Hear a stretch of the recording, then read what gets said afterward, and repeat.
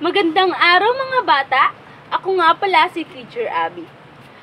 Mga bata, natatandaan nyo pa ba yung tinalakay natin nung nakaraang linggo? Magaling! Tama! Ngayong araw ay tutungo tayo sa bago nating aralin. Ngunit, bago tayo tumungo sa ating aralin, ay may inhanda akong isang palaro para sa inyo. Mga bata, handa na ba kayo? Magaling! Mukhang handa na ang lahat. Ngayon naman mga bata, sabay-sabay nating basahin ang ating panuto. Panuto, puna ng mga nawawalang letra. Halimbawa ay cap, blank, L, blank, G, blank, A, an. Ano sa tingin nyo ang nawawalang mga letra? Magaling! Ito ay ang I, ay A, I, R.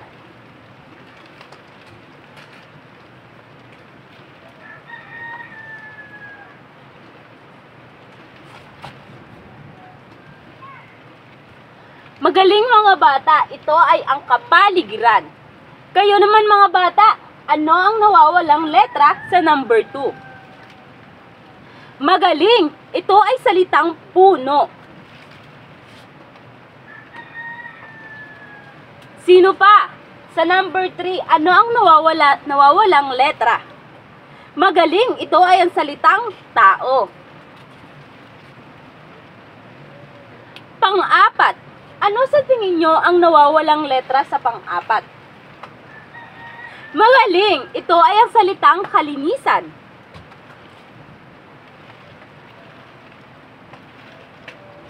At ang ating panghuli, ano ang salitang nawawala ay anong letra ang nawawala sa salitang ito? Magaling! Ito ay ang salitang basura.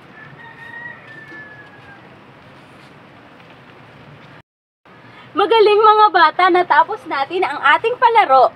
Ngayon naman ay dumako na tayo sa ating talakayan. Ano nga ba talaga ang ating tatalakayin ngayong araw?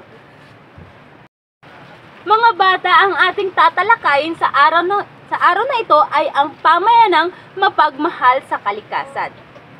Mga bata, handa na ba kayong tuklasin ang ating bagong aralin? Magaling! Simulan na natin! Mga bata, sino ang may alam sa inyo kung paano magtanim ng mga halaman? Magaling!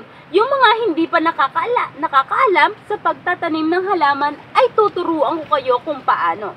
Meron ditong mga hakbang kung paano magtanim ng isang halaman. Basahin natin ng sabay-sabay. Ito ang mga hakbang sa pagtatanim ng halaman. Una ay pumili ng punla ng punong nais mong itanim. Pangalawa, gumawa ng hukay sa lupang pagtataniman gamit ang pala. Kasunod, ilagay na ang punla sa hukay. Pagkatapos, ipantabon muli ang lupang mula sa ginawa mong hukay. Tiyakin lamang na hindi siksik ang lupa upang makadaloy ang hangin sa ugat ng punla. At ang sunod, diligan ito. Ang pinakahuli, palibutan ng patpat upang maging bakod nito. At kapag nagawa mo na ang lahat ng ito, tiyakin mong aalagaan ng mabuti ang punla upang maging mayabong ang punong ito. Ngayon mga bata, alam na ninyo kung paano magtanim ng halaman. Ngayon naman ay may papagawa si teacher sa inyo. Handa na ba ang lahat? Magaling! Kung handa na ay ito ang ating gagawin. Ngayon naman mga bata, ay andito na ang inyong gawain. Sabay-sabay nating basahin ang panuto. Gamit ang graphic organizer, ibigay ang mga kahalagahan ng puno sa tao. Ano nga ba ang mga kahalagahan ng puno sa atin? Ilagay ninyo ang inyong mga sagot. Ngayon mga bata, tapos na ba ang lahat sa ating gawain? Ngayon, sabay-sabay nating sagutan ang graphic organizing. Sa inyong palagay, ano ang unang kahalagahan ng puno sa atin? Magaling! Ito ay nagbibigay sa atin ng hangin upang tayo ay makahinga. Pangalawa, ano pa? Magaling! Ito ay nagbibigay sa atin ng bahagi ng ating mga tahanan upang makagawa tayo ng sarili nating bahay.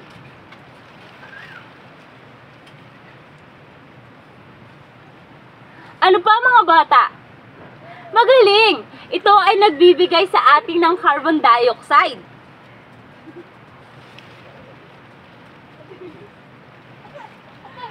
Ano pa mga bata? Magaling! Ito ang pinakahuling kailangan ng ating kalikasan. Ito ay sumisipsip ng mga baha o may kalamidad tuwing may bagyo.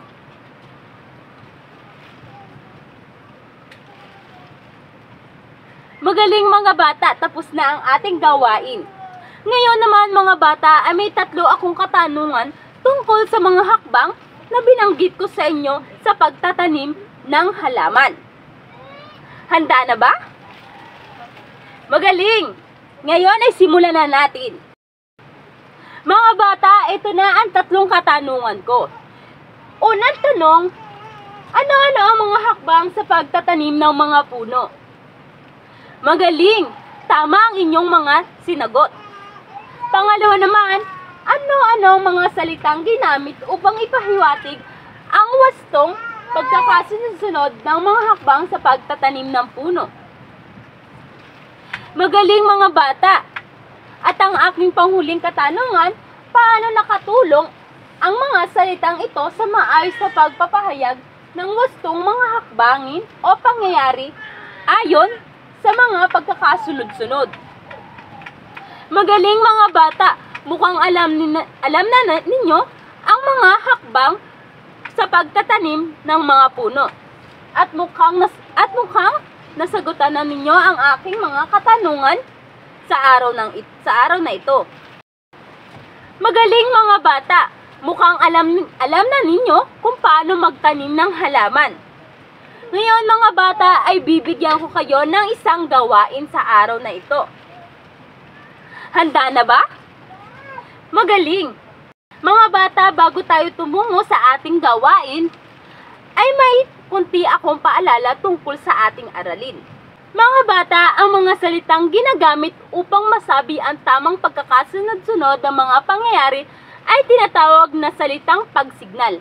Ang mga salitang ito ang makakatulong sa pagbuo ng pangungusap na nagpapakita ng tamang pagkakasunod-sunod ng mga gawain at pangyayaring naganap. Ang mga halimbawa ng mga salitang pagsignal ay simula, pagkatapos, sumunod, sa huli, lumaon, sa wakas. Mga bata, alam niyo ba ang salitang hyperbole? Ang hyperbole ay isang uring tayutay na nagpapahayag ng pagmamalabis o pagpapasindi sa kalabisan o kakulungan ng isang tao, bagay, pangyayari, kaisipan, damdamin at iba pang katangian, kalagayan o katayuan. Ngayon mga bata ay dumako na tayo sa ating gawain. Mga bata, ito na ang ating gawain. Babasahin ko ang panuto. Isulat ang P kung ang pahayag ay gumagamit ng personifikasyon. At isulat naman ang H kung ito ay ang hyperbole. Naintindihan ba mga bata? Magaling! Simulan nyo na. Bibigyan ko lang kayo ng 10 minutes para masagutan itong ating gawain. Mahusay mga bata, mukhang tapos ninyo ang ating gawain. Ngayon naman mga bata ay dumako tayo sa ating pangkatang gawain. Handa na ba? Magaling! Ngayon ay hahatiin ko kayo sa 3 pangkat. Mga bata, ito ang unang pangkat.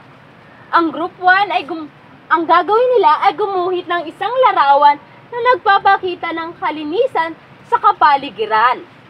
Ang pangalawang pangkat naman ay gumawa ng isang maikling kanta patungkol sa kalinisan sa kapaligiran.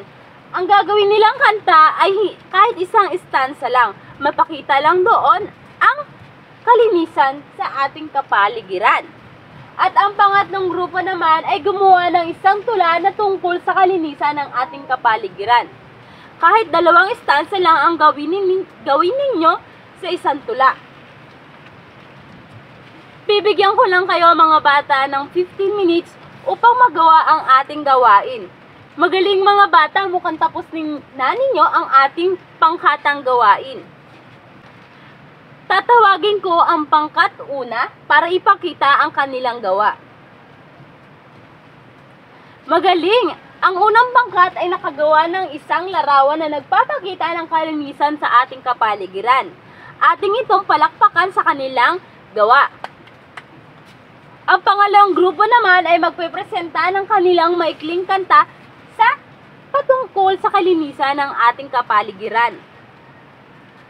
Magaling, pangkat pangalawa! Dahil sa inyong kanta ay nalaman natin kung ano nga ba talaga ang kalinisan sa ating kapaligiran. At ang huling pangkat, ang siya namang magpepresenta sa ating pangkatan. Magaling, pangkat tatlo. Naigawa ninyo ng isang maikling tula ang ating patungkol sa kalinisan ng ating kapaligiran.